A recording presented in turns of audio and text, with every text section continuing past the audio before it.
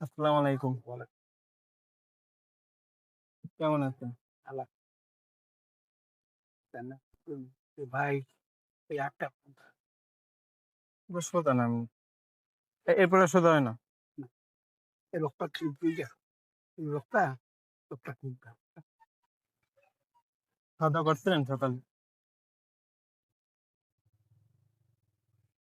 রাগও তো